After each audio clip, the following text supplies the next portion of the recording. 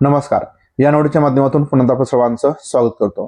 तर पवित्र portal registration संदर्भामध्ये महत्त्वाची अपडेट आहे. तर पवित्र पोर्टलवरती जर तुम्ही टेट 2025 ची परीक्षा दिली असेल आणि जर तुम्हाला येणाऱ्या शिक्षक भरतीमध्ये सहभागी व्हायचं असेल तर पवित्र पोर्टल नोंदणी करण्याचा म्हणजे रजिस्ट्रेशन करण्याचा आज हा शेवटचा दिवस असणार आहे. त्याच्यामुळे जर तुमच्यापैकी कोणीही पवित्र पोर्टलला नोंदणी करायचं राहून गेलं असेल, नोंदणी केली नसेल तर आज ही नोंदणी करून घ्या, कारण तुम्हाला उद्या नोंदणी करता येणार नाही. तर ज्यांनी नोंदणी केली आहे तर त्यांनी सुद्धा आपला जो फॉर्म आहे हा तुम्हाला 8 तारखेपर्यंत सर्टिफाय करता येणार आहे. म्हणजे काय आपली सगळी इन्फॉर्मेशन असेल, डॉक्युमेंट अपलोड करायचे असतील तर ही सगळी माहिती भरून आपण 8 तारखेच्या आधी म्हणजे 8 तारखे शेवटची असेल परंतु त्याच्या आधीच आपला फॉर्म सर्टिफाय करून घ्यायचा आहे. आता लक्षात घ्या की तुम्ही जर फॉर्म तुमचा ऑलरेडी सर्टिफाय झालेला असेल तर याच्यामध्ये कोणकोणत्या गोष्टी तुम्ही बघणं गरजेचं आहे. तर त्याबद्दल थोडक्यात या ठिकाणी माहिती आपण म्हणजे बघूया. सगळ्यात महत्त्वाचं बघा की तुमचा फॉर्म तुम्ही सर्टिफाय केला आहे का. जर तुम्ही समजा मध्यंतरीच्या काळामध्ये फॉर्म काही बदल करण्यासाठी अनसर्टिफाय केला असेल परंतु जर नजर चुकीने सर्टिफाय करायचा राहून गेला असेल तर सर्टिफाय झालेला आहे का याची खात्री करा. हे करण्यासाठी तुम्हाला काय करायचंय, लॉग इन करायचंय आणि लॉग इन झाल्यानंतर तुम्हाला डॅशबोर्डच्या खाली 2 ऑप्शन येतात का ते बघायचं, किंवा जे स्टेटस आहे ऍप्लिकेशन स्टेटस तर ते सर्टिफाईड आहे का ते बघायचं. ऑनलाईन तुम्ही चेक करू शकता तर लॉग इन करून. तर तुमच्याकडे लॉग इन आणि पासवर्ड हा तुम्ही सगळ्यांनी लक्षात ठेवायचा, सगळ्यांनी लिहून ठेवायचा, म्हणजे तुम्हाला कधीही भविष्यात अडचण येणार नाही. नाहीतर नंतर भविष्यामध्ये पासवर्ड आमचा हरवला किंवा लॉग इन आयडी कोणता टाकायचा हे बऱ्याच जणांच्या अडचणी असतात, बऱ्याच जणांच्या शंका असतात, प्रॉब्लेम येतात. त्याच्यामुळे हे लिहून ठेवा आणि तुम्ही ते लॉग इन सारखं लॉग इन स्वतःही मोबाईलवरती करू शकता. तर ही गोष्ट झाली तुमचं सर्टिफाय आहे किंवा नाही हे बघण्यासाठी.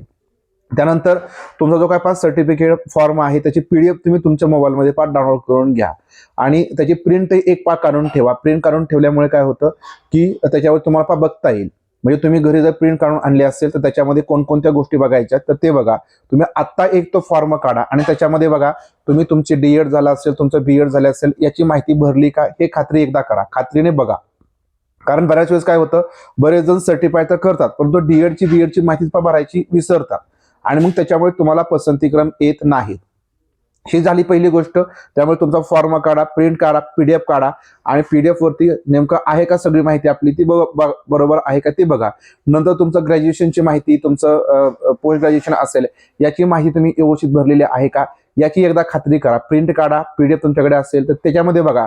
माहिती जर भरलेली नसेल तर तुम्हाला ती आता सध्या भरताय म्हणजे तुम्ही फॉर्म अनसर्टिफाय करून तो भरू शकता. फॉर्म अनसर्टिफाय करण्यासाठी कोणतीही मर्यादा नाही, तुम्ही किती वेळा फॉर्म तुमचा अनसर्टिफाय करून तो सर्टिफाय करू शकता. त्यामुळे ह्या गोष्टी खूप महत्त्वाची आहे. तुमची डीएडची बीएडची माहिती भरली का, तुमचं ग्रॅज्युएशन म्हणजे 6वी ते 8वी तुम्ही पात्र असाल, 9वी 10वीला पात्र असाल, 11वी ते 12ला असाल तर त्याच्या अनुसार तुमची शैक्षणिक पात्रता भरलेली आहे का, तुमचं कास्ट असेल, तुमचं एनसीएल असेल, तुमचं डोमासाईल असेल, या सगळ्या माहिती. त्यानंतर सगळ्यात महत्त्वाचं टीईटी सीटीची माहिती भरलेली आहे का.